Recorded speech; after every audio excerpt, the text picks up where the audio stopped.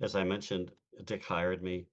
I can still remember the entire visit to the Chicago campus when I was being interviewed, and even the restaurant that he took me to for dinner, the Berghoff German restaurant, and down in the Loop. It's still there. I still think of that first meeting with Dick every time I walk past that restaurant, and our discussion of measurement errors when collecting health survey questions about chronic health conditions versus acute health conditions. Uh, and I learned much more at that time about Dick's passion for cancer control research. And I said it back then, I said it for many years. Dick's goal was to be there when they discovered the cure for cancer. And he was absolutely relentless. The entire 30 plus 33, I think, years that I knew Dick, he was focused singularly on understanding the social origins of cancer and trying to address them any way he could. And he really focused on disadvantaged minority populations that were under represented in cancer control research and were less likely to benefit from the latest innovations in cancer control and treatment. And that was Dick's mission to focus on that. He was a great inspiration to me. And as I had mentioned earlier, I studied with Tom Garrity social epidemiology down at the University of Kentucky while I was still in graduate school. And so that was a natural link. I think that's probably what interested Dick in me joining the lab to begin with. And it was funny. They actually knew each other. Tom Garrity, my one of my mentors in Kentucky, had graduated from Duke University. And when I took the job in Chicago, I remember Tom telling me that when he was a first year graduate student, there was this senior graduate student named Dick Warnecke in the same sociology program at Duke. And he was just in awe of Dick Warnecke and all of the projects and all of the things that he was flying around doing as he was wrapping up his graduate studies there. So it was a real privilege to have worked with both of them. And uh, Dick just was really amazing in so many different ways. He was also very active in AAPOR. He managed the Student Paper Awards for a number of years, and I can recall that because he always tagged me to help review some of the papers each year that he was managing that program. Dick and I both were commuters into the Chicago office.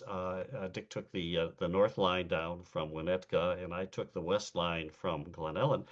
But we converged within 2 or 3 minutes of one another at the Ogilvy Train Center in Chicago, and met up and walked to the office every morning, initiating our conversations on various research projects and research ideas.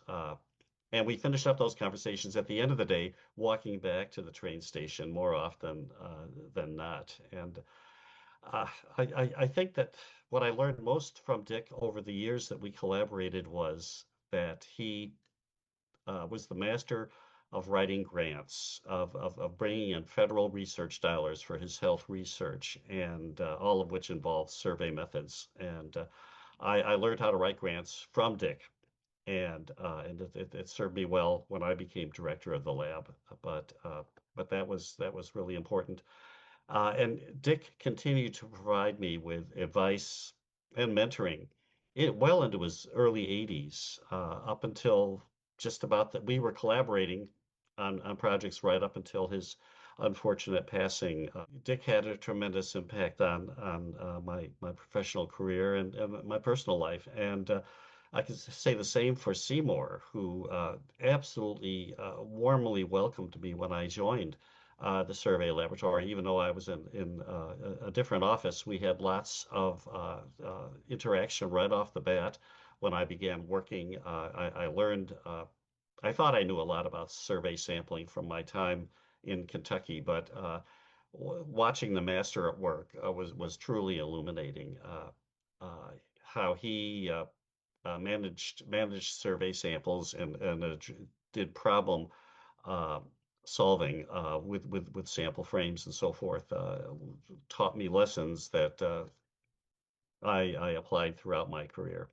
Uh, but I also learned about cognitive interviewing and social cognition and responding to survey uh, questions, primarily from Seymour. Before arriving in Chicago during graduate school, I was certainly familiar with Seymour's classic book, Response Effects and Surveys, that he had written with his colleague Norman Bradburn, uh, which taught me about the total survey error design before that term, that label actually became popular. They had already outlined much of what was later became known as total survey error in that 1974 volume of theirs. And of course, I am also a student of survey methodology and had read several of the other Sudman and Bradburn or Bradburn and Sudman texts on survey methodology over the years. So it was really an honor to be able to work with Seymour as well.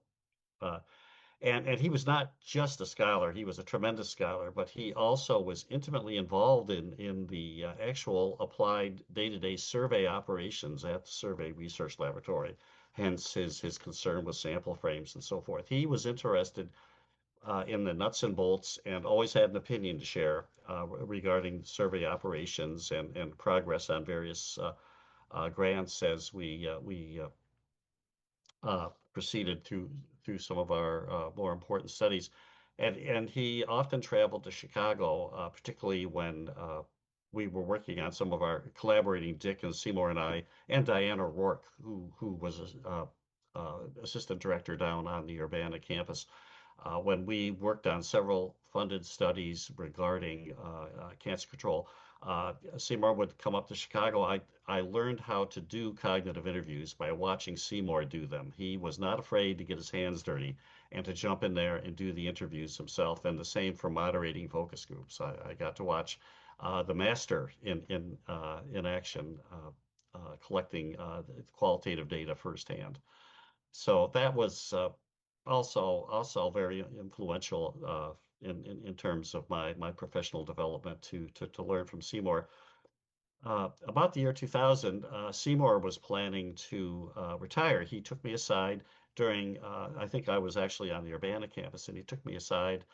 It was early spring of 2000, and he told me that he was going to be retiring in June, but not to worry because that just meant that there would be more time for him to spend at the survey lab. He was retiring from his work in business as a faculty member in business administration, but his heart was in survey research and SRL, and that he would just be there more time than he had been previously. And of course, shortly thereafter, Seymour suffered that terrible stroke and passed away a few weeks later, and so that never happened.